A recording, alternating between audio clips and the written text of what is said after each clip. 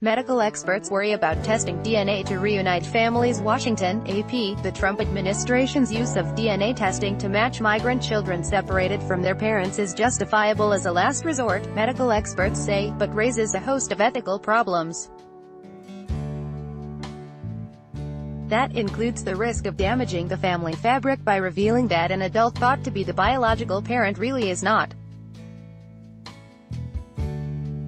Ad-choice advertising in red invented by Teeds. A federal judge in California on Tuesday said DNA testing should be limited to cases in which the parent-child relationship can't be established through documents such as birth certificates and passports. The government had argued that DNA testing is faster than authenticating documents, and protects children, especially the youngest, from being handed to someone who may not be their biological parent. Advertisement officials said testing on 102 migrant children under 5 years old revealed 5 cases in which adults claiming to be the parent actually were not, including 2 in which the results came as a surprise to the adults. Ethicists say that's just one situation where problems arise. DNA testing is one of the few tools to fix this miserable mess, said Arthur Kaplan, head of the Division of Medical Ethics at the New York University School of Medicine.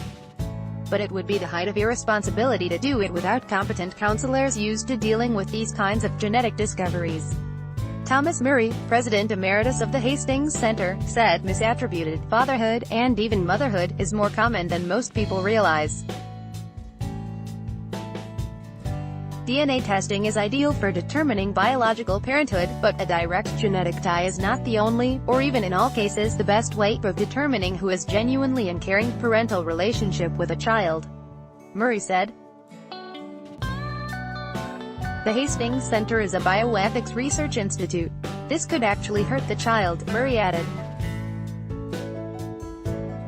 Nothing could be further from the government's intent, said Chris Meekins, a senior Health and Human Services Department official helping to oversee the court-ordered reunification of more than 2,000 children separated from their parents at the border.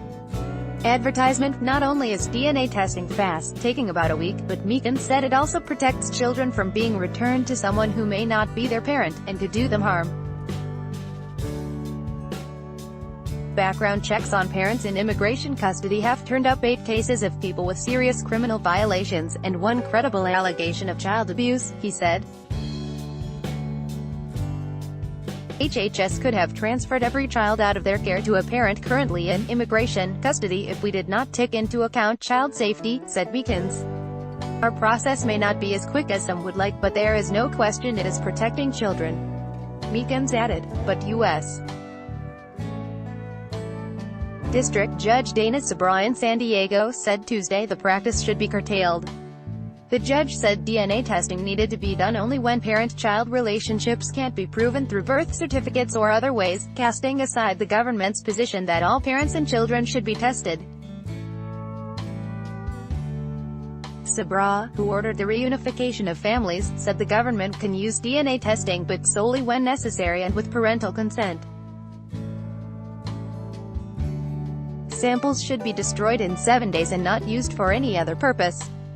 Ethicists say the government's DNA testing also raises questions of privacy, informed consent, and whether counseling is provided to families when the tests reveal unexpected results.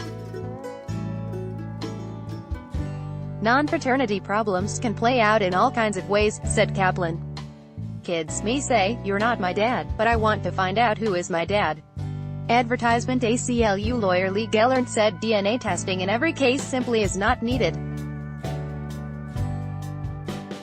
What about adoptive parents, he asked. The DNA is not conclusive, he said. Seattle lawyer Janet Quillam, who has long worked with refugees, said it's not that unusual to find an adult caring for a child who is not theirs. In the chaos of war or unpredictable situations, other people will take a child in and raise them as their own, said Quillam, with kids in need of defense.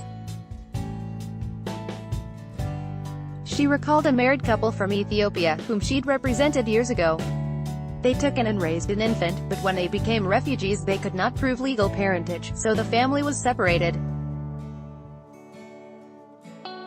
Among the complications, the building where they'd tried to register legal papers burned down. Willem said it took about a year of legal work to reunite that family. Spagat reported from San Diego, by Taboola. Sponsored links, promoted links. You may like the new paper. Taiwanese actress Celia Chong, I did not sleep with Najib Sun. The new paper undo enjoy compare. Are you missing out? Find a better credit card.